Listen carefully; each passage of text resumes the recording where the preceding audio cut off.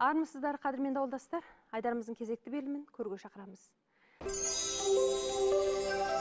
Жунго мал шаруашылығы мал шипагерлік ғылыми қоғам мен Көктоғай аудандық мал шаруашылық мал шипагерлік мекемесі Көктоғай ауданының Ақсала жайлауында жерлік жылқы тұқымын тексеріп зерттеу қимылын өткізді. Сондай-ақ Алтай жылқысының тұқымын сақтап қалу, ғылыми көбейту және жерлік жылқы шаруашылығын дамытудан сырт саяхатқа бейімдеу жағындағы ғылыми талқы өрістетті. Енді хабарымызды көріңіздер. Құрметті басшылар, мамандар, қызметтестер және сүйікті малшы достар. Жунго мал шаруашылығы мал шипагерлігі ғылыми қоғам мен Көктоғай аудандық мал шаруашылық мал шипагерлік мекемесі Көктоғай ауданының Ақсала жайлауында 25 шілде күні жерлік жылқы тұқымын тексеріп зерттеу қимылын өткізді. Алтай жылқысы Алтай аймақ өңіріндегі жерлік жылқы тұқымы. Суық, таулы, ызғарлы климатқа сәйкескен, денесі шымыр, сергек, бойы аласалау келген Алтай жылқысы Алтай өңіріндегі сапалы етті және сүтті жылқы тұқымы. Көктоғай ауданы Алтай аймағындағы ірі мал шаруашылық аудандардың бірі. Малымыздың жылдық бағымдағы ең жоғары саны 1 миллионнан асады. Осының ішіндегі жылқы шаруашылығы да тіректік шаруашылықтың бірі болатын. Бірақ ұзақ уақыттан бергі жылқы жағына мән беру біршама кемшіл болған.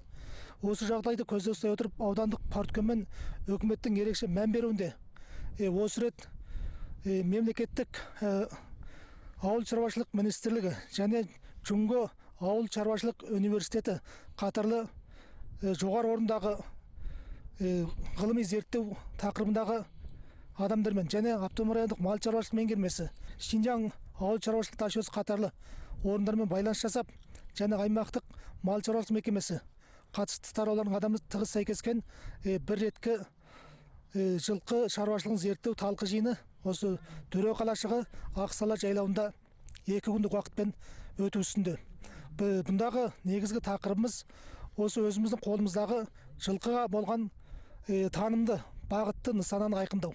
Яғни жылқы шаруашылығы әзір мемлекетіміз бойынша дамуға бет алған бір жақсы көмескі шаруашылық. Басқа ішкі өлкелерде және басқа райондарда ерекше дамып, халық бұқарасын зор экономикалық кіріс жаратып жатыр. Ал біздің орнымызда бұл әлі толық ашыла қоймады. Әрі осы қолымыздағы жылқыны толық танып та жете алмадық. Кешеден бергі осы ғалымдардың көруімен нақ майданда тексеріп, баралап, өлчеп, сараптау нәтижесінде бұл қолымыздағы ерекше бір асылдың барлығын бізге танытты.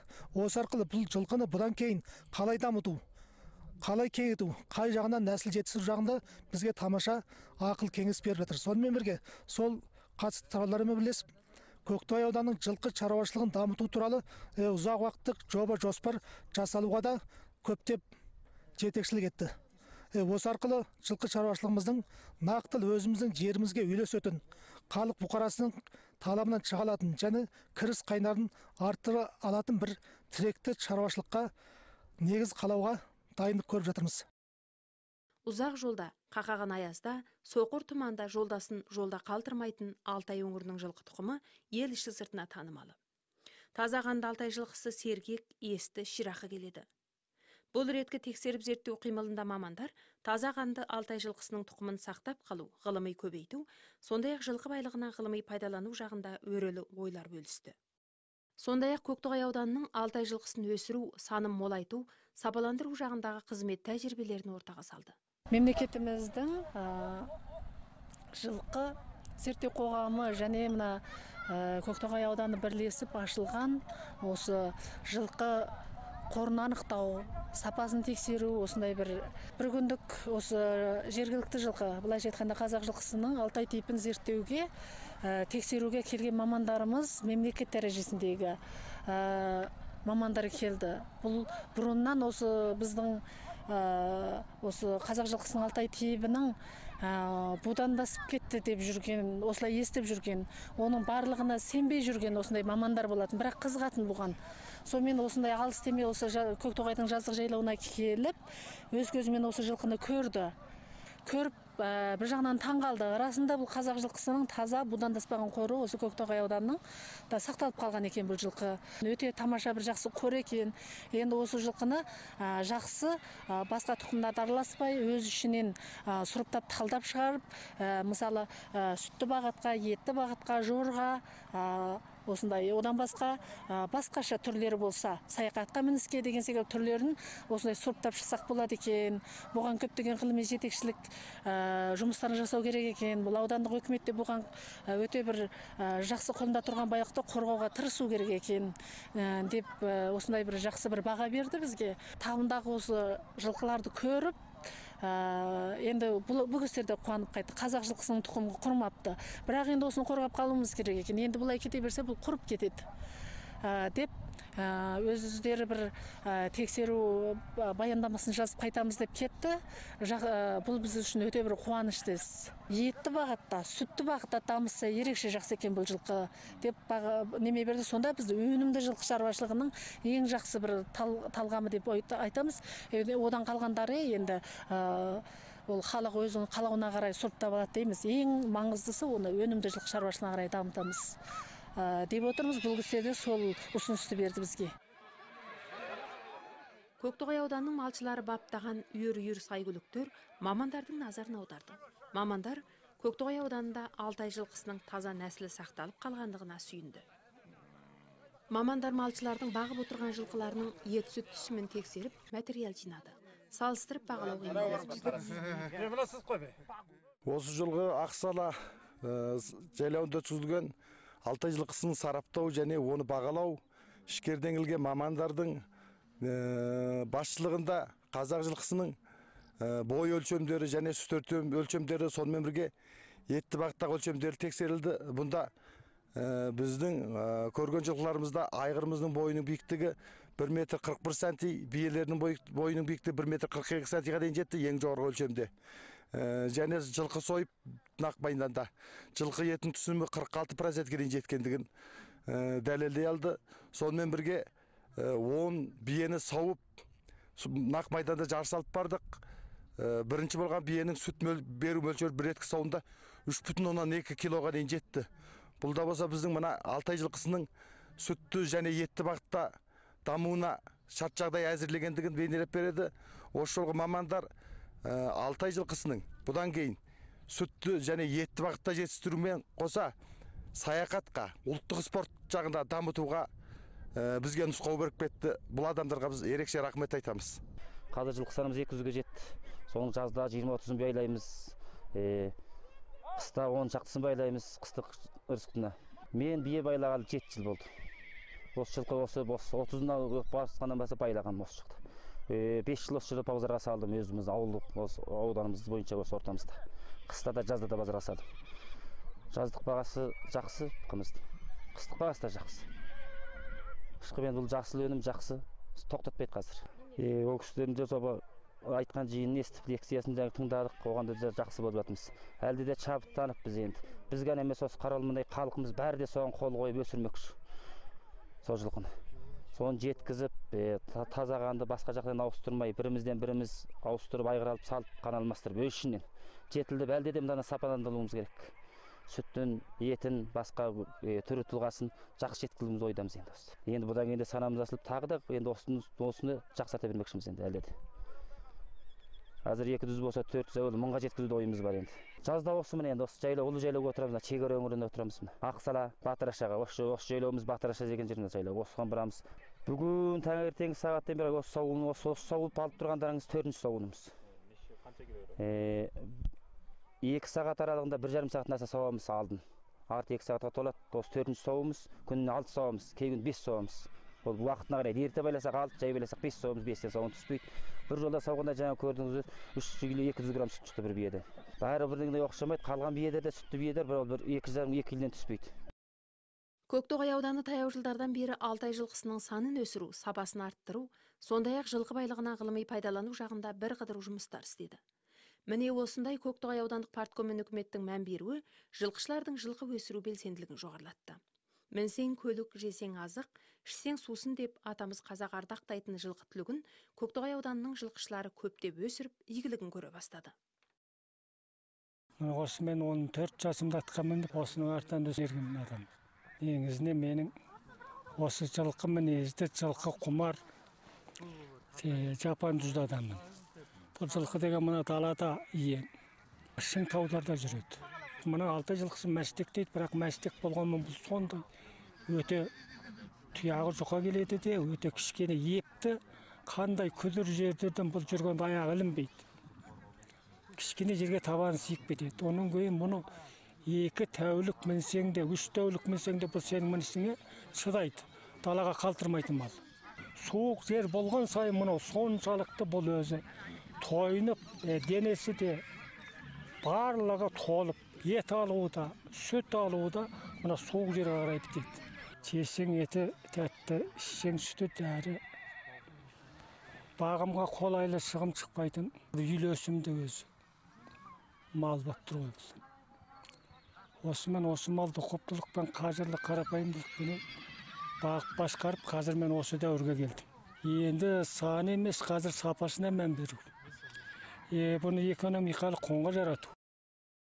Келелі кеңеске қатынасқан мамандар мініске шыдамды, суыққа төзімді, жүрісті Алтай жылқысының бұдан кейінгі даму болашағы туралы келелі кеңес айтты. Халқымыздың бәйге атын баптау, ішті бие, құлынды бие баптау сияқты жылқы жануарын баптау, бағып қағу жағындағы тәжірибесі мол. Ішті биенің қимыл қозғалысына қарап іштегі құлынның жынсын айыратын сақа атбегілеріміз жылқының еті мен сүті мен сырқатты да емдей білген.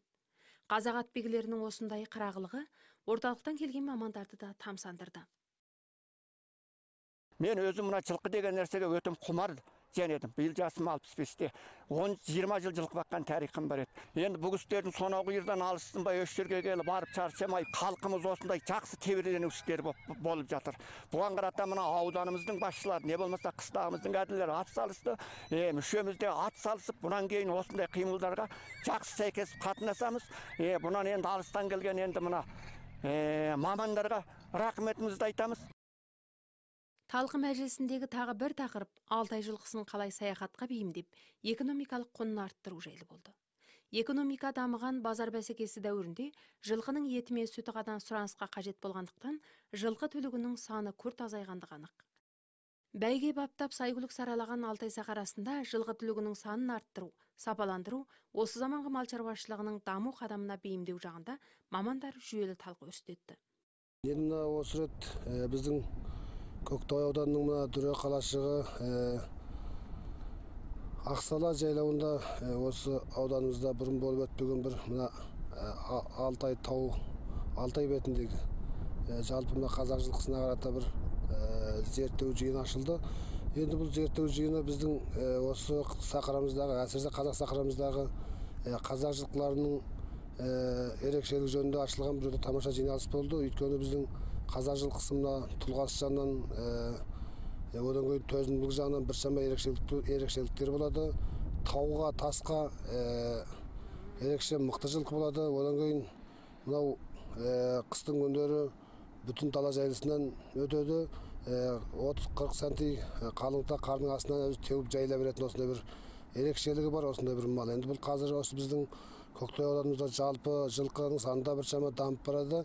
Сонымен осы жолы өзіміздің мал шаруашылық мекемесі және мал шаруашылық мал дәрігерлік мекемесі мекемеміз енді осы арнаулы ауданның аудандық парткоммен өкіметтің арнайы тапсыруымен арнаулы анау орталықтағы Ноңебудан автономның қатысты орындарындағы мамандарды шақырып осы жайлауда бір рет осы жылқыға қарата бір зерттеулер алып барды. Ал енді бұл мамандардың осы жолғы мынау осы бір жиналыста жалпы осы бағалау нәтижесінде енді осы жылқыларымызға берген бағасы өте керемет болған. Бұл енді осы жыл қайтып барған мамандарымыз да қатысты орынға доклад жазып мәлімдеуді айтты. Енді бұдан кейін осы біздің қазақ сахарасындағы Алтай тауындағы мына жылқыларымыздың келешегі бола ма деп ойлаймыз енді.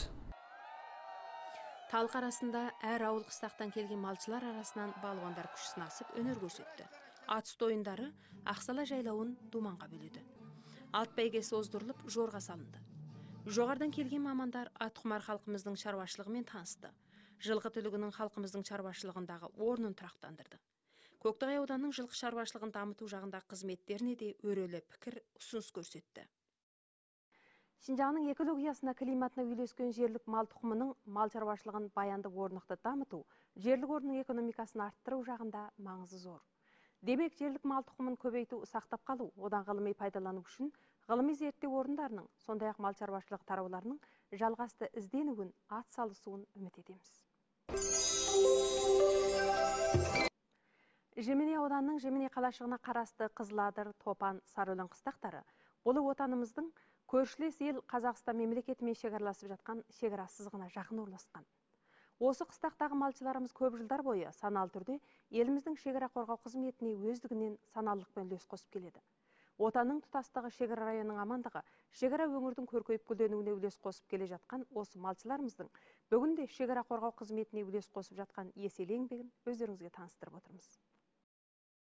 Жеменей ауданының Жеменей қалашығына қарасты Қызыладыр, Топан, Беларық қыстақтарындағы малшылар ұзақ жылдар бойы шекара қорғау қызметін табанды жалғастырып келеді. Шекара районының амандығын қорғау, шекара күзету жұмысы жарым ғасырдан көбірек уақытта Жеменей ауданындағы шекара сызығын бойлай қоныстанған малшылар жөнінен алғанда ең маңызды, ең даңқты қызмет саналады. Шекара сызығын бойлай қоныстанған малшыларымыз шекараның амандығын, тыныштығын саналы түрде ұзақ жылдар бойы қорғап келген. Екі ел шекара сызығы темір тормен бөлінбеген сонау бір кездерде мал жайған малшылардың абайсызда шекара сызығынан аттап өтіп кетуінің алдын алу үшін шекара қорғаушылары жиі шекара шарлайтын. Қыс қатты, қар қалың жылдары мінер көліктен шер астан да тарғатын. 4 маусым бойы аттылы жаяулы шұбыра жүріп шекара шарлайтын. Жеменей қалашығына қарасты 22 семья ұзақ жылдар бойы шекара қорғау қызметін табанды жалғастырып келді. Автономиялы районның екіні көбейтіп, бесті болу осы бір жобасына қарай Жеменей ауданында қазірге дейін 901 мына шекара қорғаушы барлыққа келсе, оның сыртында және де 27 мына шекара қорғау отбасы осы негізгі орындарға шекараның бойындағы 141 километрге орналасып болды. Олар енді күнде өздерінің осы шекара қорғау міндетін адақтаумен қатар күнделікті мына өзінің тиесілі міндетті Чарлау районында түсті туылу, одан кейін сол шекара торының бұзылған жерін жөндеу және маңындағы осы бір күмәнді мына автокөлік адамдарды көрсе бірінші вақытта қатысты мына заң тарауларына мәлімдеу сияқты міндеттерді өте келе жатыр. Енді біздің осы 27 шекара қорғаушы отбасының ішінде 22-сі осы біздің Жеменей қалашығының шекара қорғаушылары. Енді өткенде бір қарапайым малшы отбасы қазір енді кәдімгідей кәсіптік әскери міндет атқармаса да осы бір әскери шарлау міндетін өтеп жатыр. Дегенмен де біздің осы мемлекетіміздің батыс қақпасын қорғау жолында, шекараның амандығын, қоғамның тыныштығын қорғау жолында өзіндік үлестерін қосуда. Олар ертерек кезде шекара қорғау жұмысының қажетіне қарай тұрар үй қора қалтқысын шекара маңына жақын салған. Тұрғын үй қора қалтқысы кемелдемес еді. Ауыз су мәселесі де ойдағыдай шешілмеген. Ал қазір партия мен үкіметтің шекара қорғау қызметіне мән беруінің арқасында шекара қорғаушылардың тұрғын үй қора қалтқысын жаңалады. Ауыз су мәселесін шешім етті. Жол қатынас хабарласу құрылғылары кемелденді. Биыл енді Жеменей ауданы осы автономиялы районның екіні көбейту, 5-ті болғызу осы саясатына негізделіп отыр. Жаңағы 27 шекара қорғаушы отбасының ішінде 18 шекара қорғаушы отбасына 80 квадрат үй, 80 квадрат қора және тазалық үйі. Оның сыртында құдық қазылды. Құдықта айтпақшы енді ежелден осы біздің қыстаулықтарда өзіміздің халқымыз қыс болса қардың суын пайдаланып келе жатыр. Ал енді осы жолы осы саясатқа негізделе отырып, қылаяғы таулы районның өзінен ең тереңі 171 метр, 150 метр, ең таяздауы 58 метр осындай тереңдікте құдық қазып осы сумен қамдалды. Оның сыртына және электр жеткізілді. Электр жеткізілгеннен кейін оларға және телефон берілді, және олардың түгелдей мотоцикл таратылды. Осы 18 шекара қорғаушы отбасының ішінде біздің Жеменей қалашығынан 15 шекара қорғаушы отбасы осы игіліктерден жеткілікті түрде игіліктенді. Жеменей ауданындағы жарым ғасыр бойы шекара қорғау қызметіне үлес қосып келген қарт шекара қорғаушы Абылайхан Ілиясұлы. Аттылы жаяу 4 маусым бойы шекара қорғап, 48 жылды бір күнде өткізген Абылайхан қарт, шекара районының өткені мен бүгініне, шекараның көркейіп гүлденуіне куә. Мен мына 1969 жылы сол Бүркөк шекарасына бірінші рет менің халық жасағып бардым. Содан әзір 48 жыл болды. Содан бірісі сол Бүркөк мал бағу, шекара қорғау, қубаян болу, халық жасақ менің болу сияқты қызметтерменен сол Бүркөкте болдым. Енді ол кезде деген енді қиыншылықта болды. Бұрынғы менен сол кезмен салыстырғанда әзіргі жағдай өте жақсы. Партияның басшылығының арқасында салынған жолың бар, тартылған төгің бар, отырған тұртамалы үйің бар. Енді осы кезде көп қиыншылық жоқ деуге болады енді. Тек сол міндет өтеп, сол шекараны аман қорғау ғана болса болады. Ол кезде тор жоқ, мал тоқтамайды, мал өтеді. Кейде қар қалың болады, бара алмай алады уақытында. Әзір оған қарағанда енді тор тартылды. Шаңту деген орнап жатыр, тök бар. Жаса жақсы. Сол үшін мен ұрпақтарға, кейінділерге айтатыным енді. Осындай қолға келген, осындай байлықты, осындай мемлекеттің жерін, осыны ұрпақтан ұрпаққа жалғастырып отырып, қолдан шығармай, қолға келген жеңісті құрасақ деген пікірімді білдіремін. Шекараның амандығы халықтың амандығы, шекараның тыныштығы отанның тыныштығы. Міне осындай даңқты әрі жапалы міндетті арқалап жарым ғасыр бойы шекара шарлап келген қарт барлаушы бұл күнде өзі егделесе де, ұрпақтарына шекара қорғаудың маңыздылығы, шекара өңірдің амандығы жөнінде кеңес айтып, шекара қорғау жағындағы тәжірибелерін таныстырып отырады екен. Мен енді өзім болсам 68 жасқа келдім. Жасым болса кәртейді, денсаулықта бір жақсы болмай. Былтырдан бері енді біраз доғдыға көрініп, осы шекара қорғау қызметіне жақсы қатынаса алмай жатырмын. Маған қарата да үкімет бар, партия бар, халық бар, көптеген міндеттер тапсырды. Шамам келгенше атқардым, бірақ бұл енді кішігірім ғана шаруа. Үлкен іс бітіріп тастадық деп айта алмаймыз. Үлкен іс бітірмесең де, сен осы шекара мәселесі жөніне келгенде мемлекет болғаннан кейін шекара болады.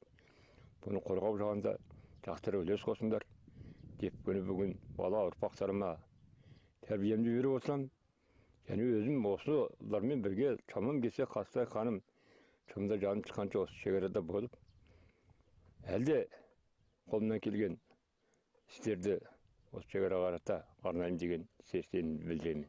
Балаларымды тәрбиелеп, бір күйеу балам бар еді, сол күйеу баламды орныма қойып, жалғасты осы менің шекара қорғау қызметінде сен алып барсаң, сен жалғасты осыны өтесең, сен ұрпағыңа жеткізсең, мен ұрпақ саған жеткіздім. Бұл енді бірімізден бірімізге шекара қорғау ұрпақтан ұрпаққа жалғаса берсе деп осы баланы тәрбиелеп жатырмын. Мен бұл Бүркөк районына өзімнің келгенім 2001-ден бері 16 жыл болды. Атама еріп, ерікті 15 жыл шекара қорғап, былтырдан бері атамыздың 40 неше жыл қорғаған районын, атамыздың жасы ұлғаюы, денсаулығы келмеу байланысты маған осы міндетті жүктеп берді. Әзір осы міндетті істеп жатырмын. Менің қорғау районым 5 километр. Шекара қорғау барысында жалпы тордың амандығы, малды өткізбеу, адам албаты бейтаныс адамдар болса, оларды сұрап ұғысып, күмәнді адамдар болса, жоғарыға мәлімет беріп, осындай қызмет істейміз. Бұл күндері шекара қорғаушылардың алды 60 жастан асып, сақа шекара қорғаушылар атанып, ел құрметіне бөленсе, кейінгі жас буыны шекара қорғаушылар 20 жастан енді асқан жігерлі, саналы жастар болып көбейді. Жемне аудандағы 141 километрлік шекара сызығында бізде енді жаңа айтып өттім, осы 27 шекара қорғаушы отбасы бар деп. Соның ішінде жас шамасы ең үлкені 67 жаста болса, ең кішкенесі 26 жаста. Бұның ішінде тілге тиек ететіні біздің осы 48 жыл еселі еңбек сіңірген Абылайхан Ілиясұлы, осы кісі енді 18 жасында шекара өңіріне орналасып, осы шекараны ешбір ақысыз, ешбір бодаусыз осы бір қызметтерді өтеген. Енді Абылайхан ағамыз өзінен кейінгі шыққан жеткіншектерге бір үлгілі ролын атқарып, өткендегі тарихты ұмытпау жөнінде үнемі әңгіме қозғап отырады. Оның сыртында жастар да ол кісінің әңгімесінен көптеп ғибарат шабыт алады. Сондықтан да біздің осы шекара қорғаушы отбасыларының біріншіден сапасы жоғары, екіншіден сенімі берік, үшіншіден олардың осы шекара қорғауға деген асқақ бір жігері шынында бізді тәнті етеді.